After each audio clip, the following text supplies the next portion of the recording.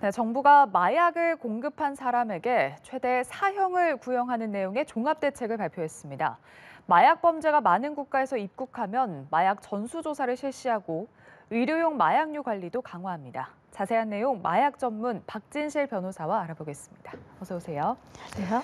네, 한때는 마약 청정국으로 불렸던 우리나라였는데 최근에 마약 문제가 심각해졌습니다. 올해 적발된 마약류 사범이 9월까지 2만 명을 넘어섰고요. 압수량도 전년 대비 45%나 증가를 했습니다.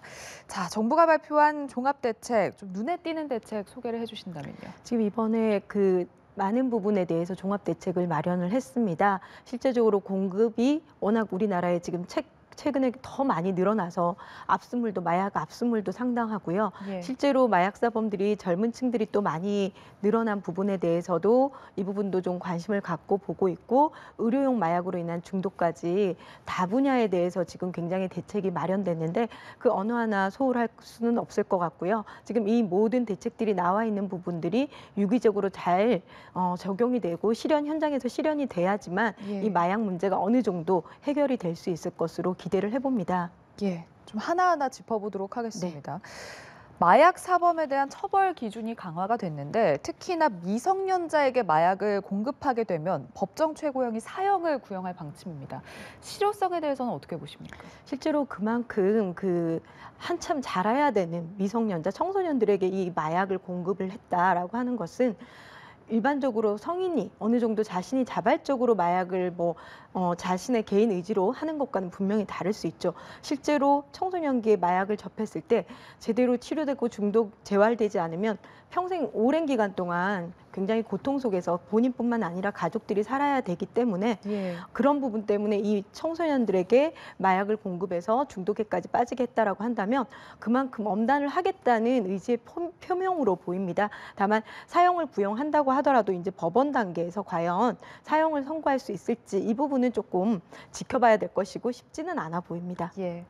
그리고 마약을 밀수하고 매매한 이제 공급자들, 마약 공급자들 같은 경우는 초범이라 하더라도 구속 수사를 원칙으로 하겠다. 그리고 상습범의 경우는 무기징역까지 구형을 하겠다. 이렇게 방침을 밝혔는데 그럼 그동안 공급자라고 하더라도 뭐 초범이거나 미성년자일 경우에는 뭐 몇 시간의 치료, 몇 시간의 뭐 교육 이런 걸로 좀 끝났나 보죠?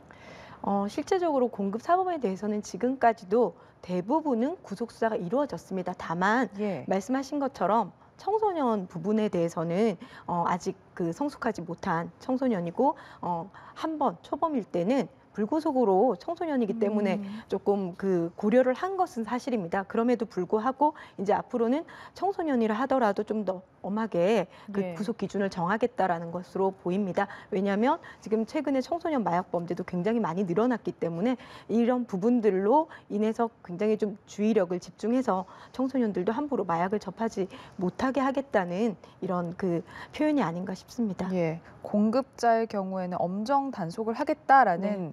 방침으로 보여지는데 지금 마약 사범 처벌 기준이 강화됐다라는 내용이었거든요. 근데 이제 일각에서는 마약 사범이라 하더라도 투약자이냐 공급자이냐 이거를 좀 다르게 접근을 해야 한다라는 입장이 그렇습니다. 있습니다. 투약자 같은 경우는 아무래도 무조건 강하게 처벌을 하기보다는 치료나 뭐 재활 이쪽에 좀 더 초점을 둬야 하지 않냐 이런 입장인데 실제로 지금 마약 사범 재범률이 36%거든요. 지금 다른 범죄의 1.5배 정도 높은 수준인데 자, 이 부분에 대한 대책도 포함이 됐습니까? 예, 이번에 치료 재활 부분도 이번 발표에 나왔는데요.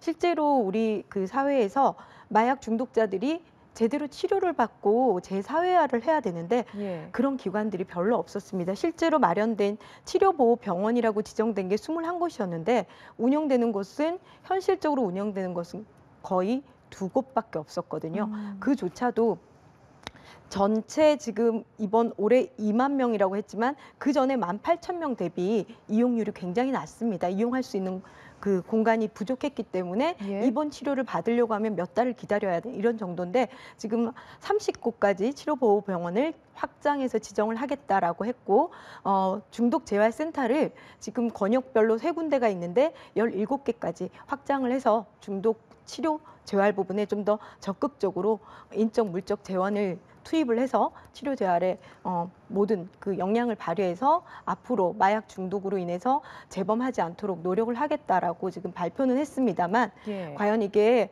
제대로 운영이 될 수 있으려면 그 전문 인력들 이런 부분들도 제대로 양성이 되어져야지만 종합적으로 그런 효과가 나올 수 있을 것으로 기대합니다. 예. 지난 4월 대치동 학원가에서 이제 무료 시음회를 네. 가장해서 필로폰이 든 음료를 학생들에게 나눠줬던 그 사건 아마 다들 기억하실 텐데 지금 1심 재판부가 징역 15년 등을 선고를 했습니다. 검찰은 형량이 가볍다라면서 지금 항소를 한 상태인데 미성년자 학생들을 상대를 한 거였잖아요. 이 징역 15년 선고 어떻습니까? 저도 이 사건을 처음 접했을 때 굉장히 충격이 컸고 저뿐만 아니라 국민들의 공분이 굉장히 컸던 것이죠. 왜냐하면 예. 일단은 마약을 이용해서 불특정 다수의 청소년들에게 투약을 시키려고 했고 그 미성년자들을 이용해서 영리 목적을 취득하려고 했고 협박까지 이어져서 예. 마약 범죄, 청소년 이용 범죄, 게다가 그 보이스피싱 이렇게 종합해서 완전히 그 범죄의 모든 것들을 신종 범죄로 악용을 했던 것이죠. 그래서 재판부에서도 청소년들에게 마약을 투약한 거에 대해서 사형까지 구형할 수 있는 것인데 구형을 예. 했던 것인데 15년 굉장히 엄하게 처벌을 해야 된다라고 했지만 검찰에서 이것은 좀 더 이 범죄 행위에 더 걸맞는 형량을 받아야 된다라고 항소를 했습니다. 저는 이 부분에 대해서도 충분히 좀 더 고려가 되어야 되는 것이 맞지 않나. 이거는 그 당시에 누구라도 우리 아이들 누구라도 대상이 될 수 있었던 예. 굉장히 위험한 범죄고 그 투약된 양 자체도 100병에 그 한 병당 0.1g이 들어갔습니다. 예. 그런데 실제로 마약 투약 사범이 한 번의 투약분이 필로폰의 0.03입니다. 그렇기 때문에 3배 이상이 넘는 양이었기 예. 때문에 정말 죽을 수도 있는 상황이었거든요. 그래서 굉장히 엄하게 처벌되어야 되는 것이 맞고 15년보다는 더 올라서 좀 더 엄하게 처벌돼서 국민들에게 얼마나 심각한 범죄인지를 알려줘야 되는 것이 맞다고 생각합니다. 예. 뭐 지금 해외 다른 나라 같은 경우 특히 이제 베트남은 마약 범죄를 굉장히 좀 강력하게 처벌하는 나라로 꼽히는데 실제로 마약 밀매로 적발된 우리나라 한국인 2명 법원에서 사형을 선고받았고 또 8월에는 중국에서 마약 사범, 그러니까 한국인 마약 사범의 사형이 집행되기도 했는데 즉 우리나라뿐만 아니라 지금 전 세계적으로 마약 범죄에 대한 단속 처벌이 좀 강화되고 있는 그런 추세라고 보면 되는 건가요? 전 세계적으로 지금 우리가 좀 나눠봐야 될 것이 예. 지금 이 사건의 사형은 마약 밀매, 공급 사범에 대해서입니다. 그래서 지금 중국이나 베트남이나 이렇게 우리가 마약 사형을 집행하는 싱가포르나 이런 나라들도 예. 단순 투약자들에 대해서 사형을 집행하는 것은 아니고요.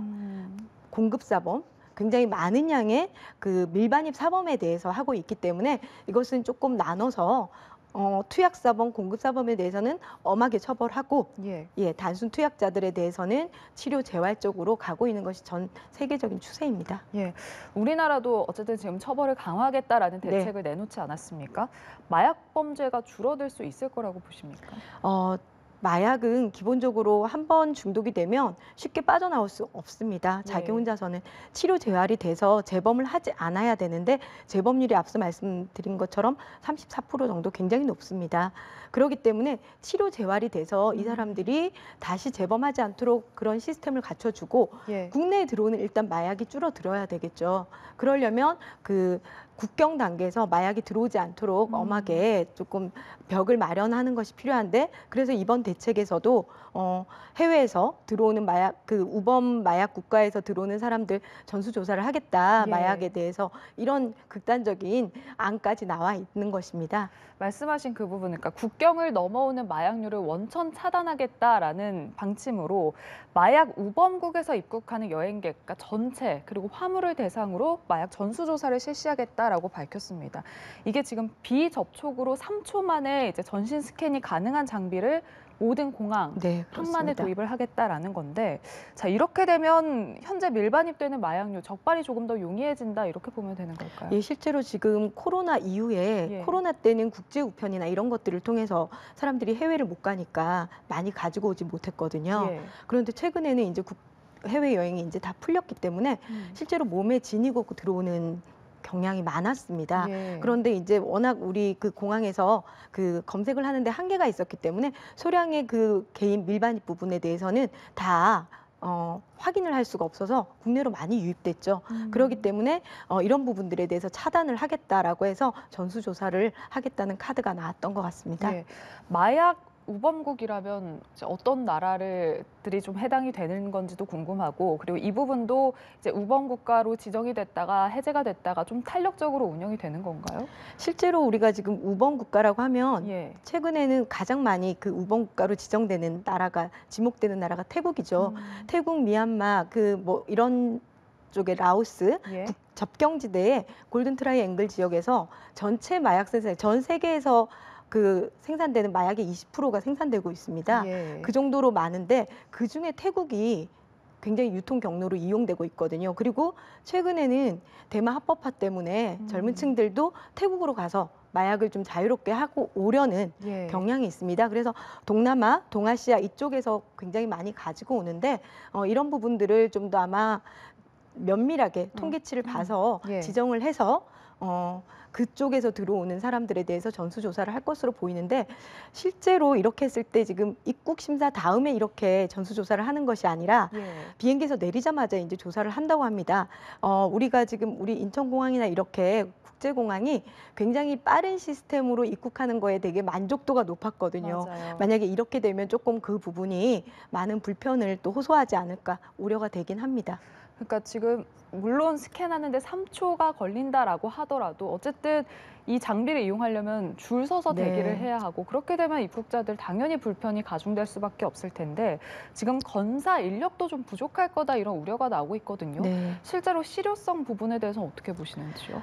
지금 일단 이렇게 정책이 마련돼서 전 공항에 이온 스캔을 하겠다라고 이 발표만 해도 예. 아마 상당한 마약 사범들은 이렇게 가지고 오는 걸 주저하거나 조심하지 않을까. 일단 그 시작이고 실제로 예. 아마 많은 예산이 들여서 그 기구가 이제 공급이 돼야 되고 그러려면 또 전체 인력도 필요한데 과연 그 정도 인력들이 확보가 돼 있을까 싶기도 합니다. 그래서 예. 이런 것들이 체계적으로 다 마련된다면 아마 실효성이 상당히 있을 것으로 보입니다. 예, 여러 보완 대책이 좀 필요해 보이는데요.